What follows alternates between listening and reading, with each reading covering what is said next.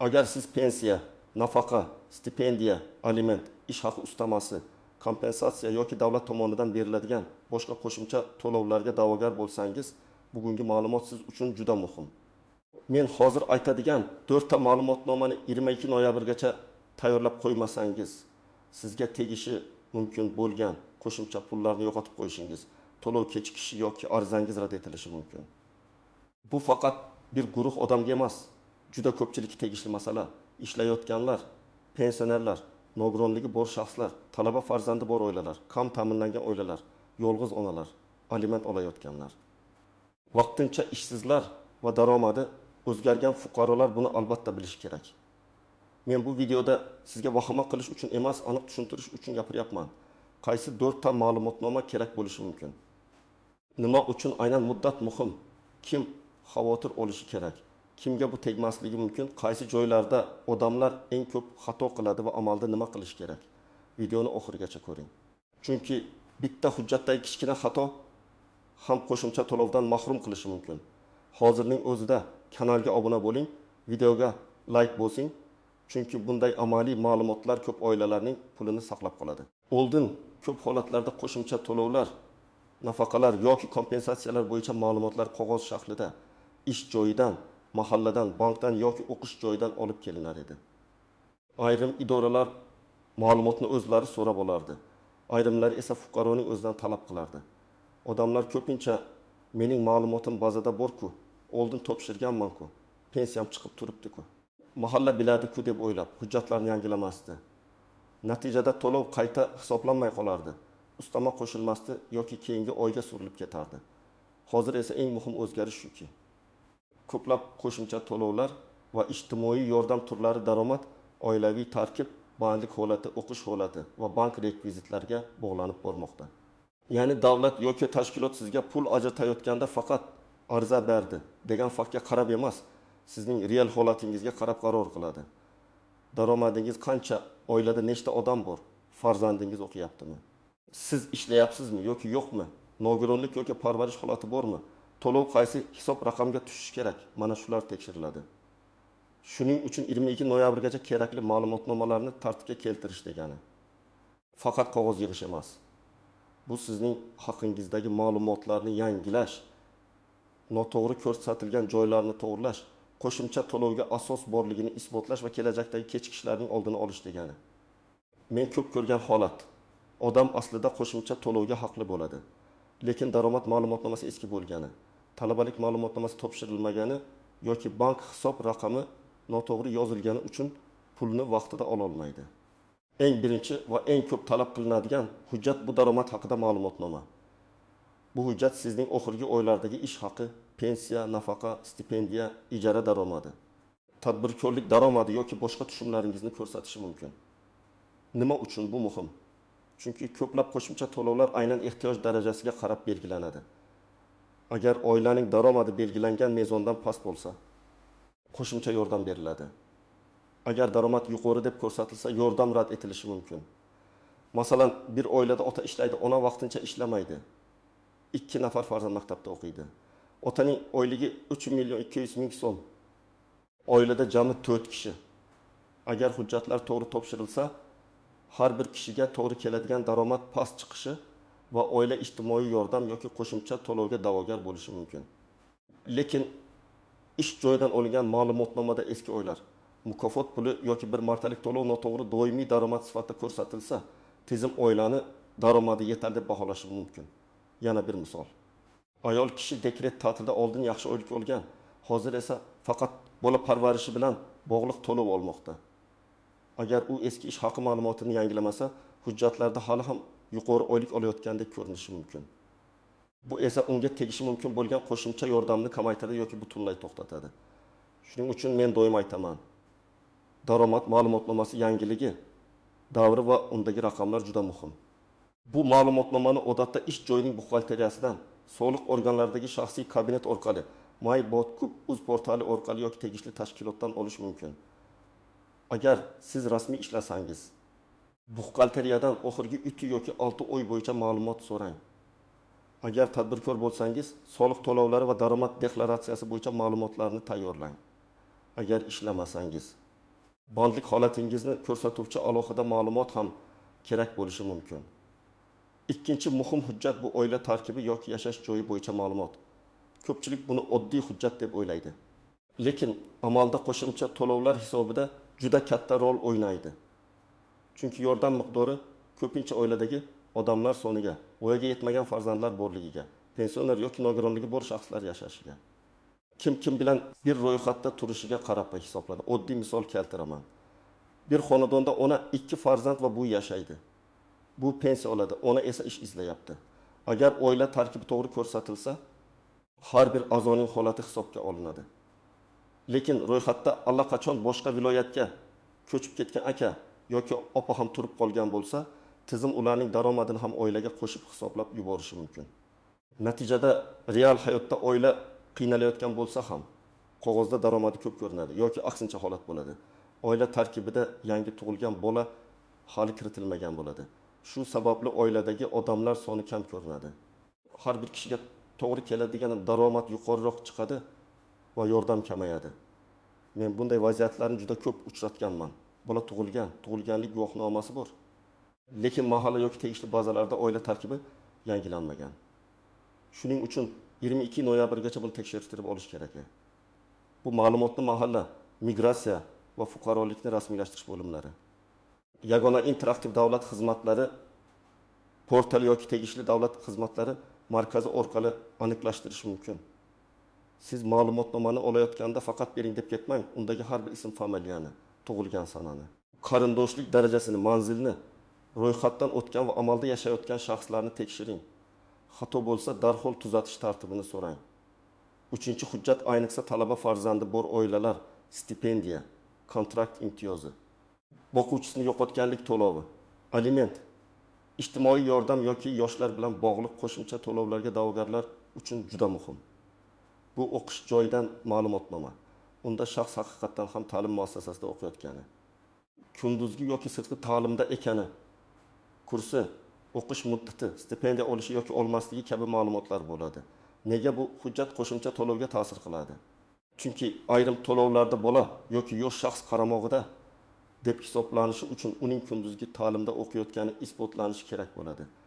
Masalan, 15 yoshdan oshgan farzand kollej, texnikum yoki universitetda kunduzgi o'qisa, ayrim holatlarda u hali oilaning boqimandasi sifatida inobatga olinishi mumkin. Lekin o'qish joyidan ma'lumotnoma bo'lmasa, tizim uni voyaga yetgan, o'zi daromad qilishi mumkin deb baholash ehtimoli bor. Masalan, otasi vafot etgan talaba o'quvchisini yo'qotganlik pensiyasi yoki unga bog'liq to'lovlarni olayotgan bo'lishi mumkin. Agar yangi o'quv yili uchun o'qish ma'lumotnomasi vaqtida topshirilmasa, to'lov to'xtab qolishi yoki qayta tekshiruvga tushishi mumkin. Yana bir holat, talaba akademik ta'til olgan bo'lsa, o'qish shakli o'zgargan bo'lsa yoki sirtqiga o'tgan bo'lsa, bu ham to'lovga ta'sir qiladi. Shuning uchun eski ma'lumotnoma bilan yurish xavfli.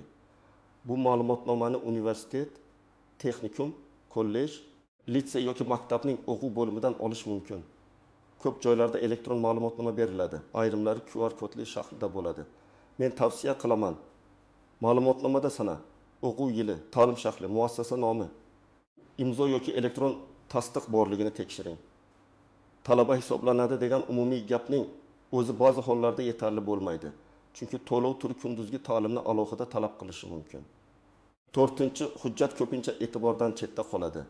Lekin aynan shu sababli odamlar qo'shimcha to'lovni yo'qotadi.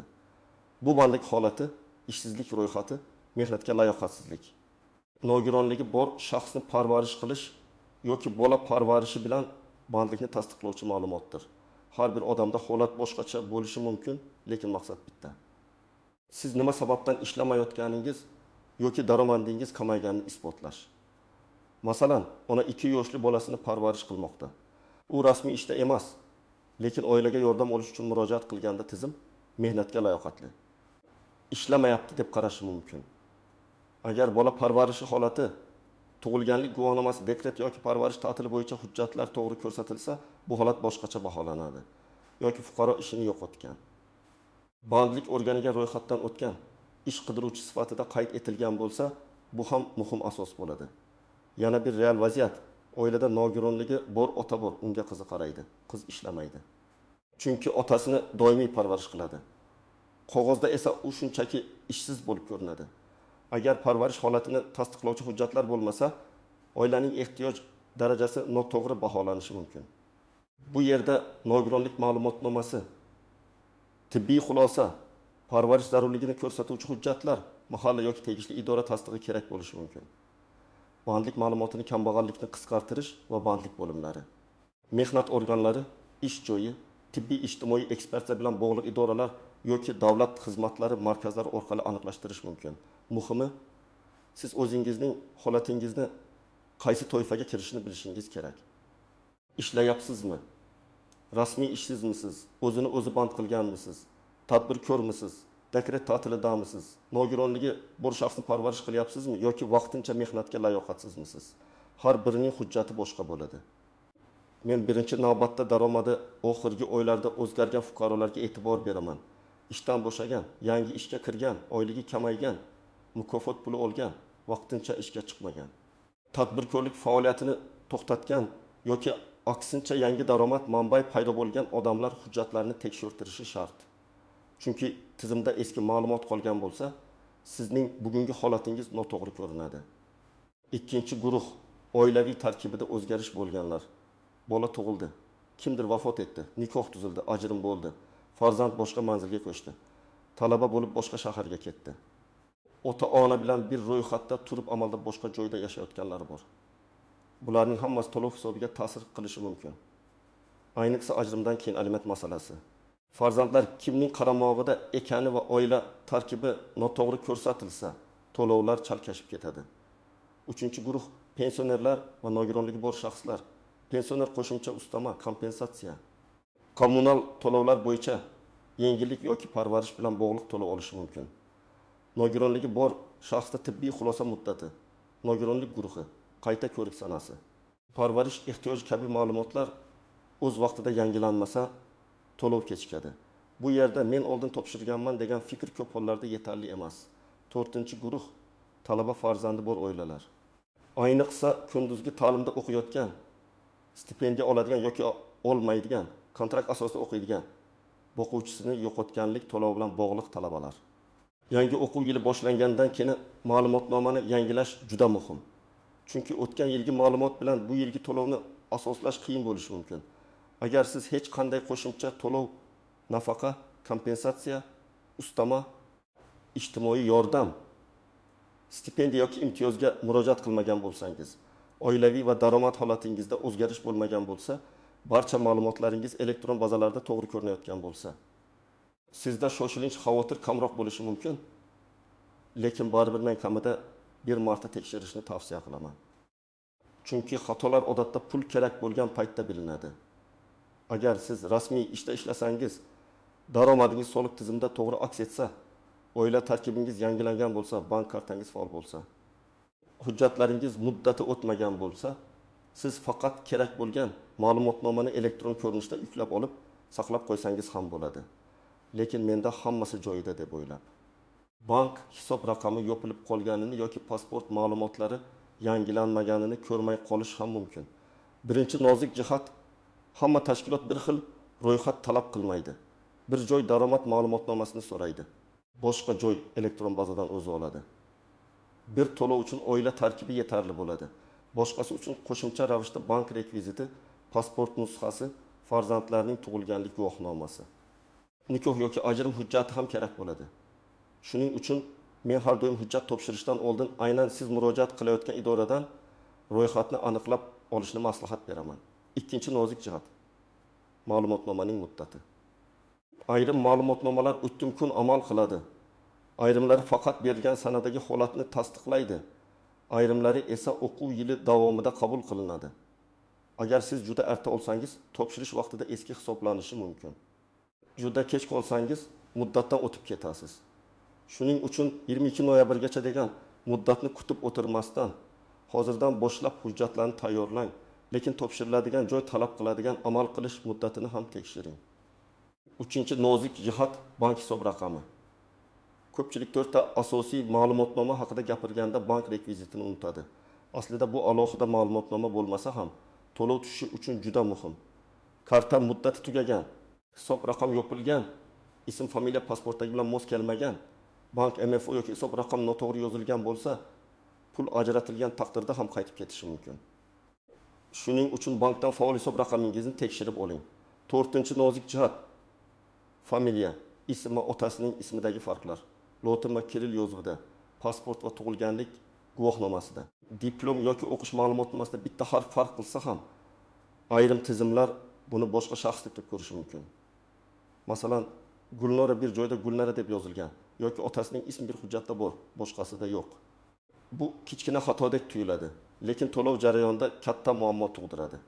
5-nozik jihat norasmiy daromad. Ba'zi odamlar men rasmiy ishlamayman, demak daromadim yo'q deb o'ylaydi. Lekin agar siz o'zi band qilgan bo'lsangiz, ijara daromadi olsangiz, tadbirkorlik faoliyatingiz bo'lsa yoki bank kartangizga doimiy katta tushumlar bo'lsa, ayrim tekshiruvlarda bu savol tug'dirishi mumkin. Men hech qachon ma'lumotni yashirishni maslahat bermayman. To'g'ri ko'rsatish keyinchalik ortiqcha qaytarim, jarima yoki to'lovni bekor qilish xavfini kamaytiradi. Birinchi xato oxirgi kungacha kutish. 22 noyabr yaqinlashganda idoralarda navbat ko'payadi. Elektron tizimlarda yuklama oshadi, ma'lumotnoma olish kechikadi. Bir hujjatni bir kunda olaman deb o'ylaysiz, lekin ma'lumot bazada yangilanmagan bo'lsa, avval tuzatish kiritish kerak bo'ladi. Bu esa bir necha kun vaqt olishi mumkin. Ikkinchi xato hujjatni olib ichini tekshirmaslik. Odamlar muhr bor, imzo bor, demak hammasi to'g'ri deb o'ylaydi. Aslida eng muhim narsa ichdagi ma'lumot. Sana, FISH, pasport raqami, JSHR, manzil, oila a'zolari, o'qish shakli, daromad davri, hisob raqam, bularning har biri tekshirilishi kerak. 3-xato. Eski hujjatni qayta topshirish. Masalan, o'tgan yilgi talabalik ma'lumotnomasi, 3 oy oldingi daromad ma'lumotnomasi yoki eski oila tarkibi. Idora qabul qilib olgandek ko'rinishi mumkin, lekin keyin tekshiruvda rad etiladi.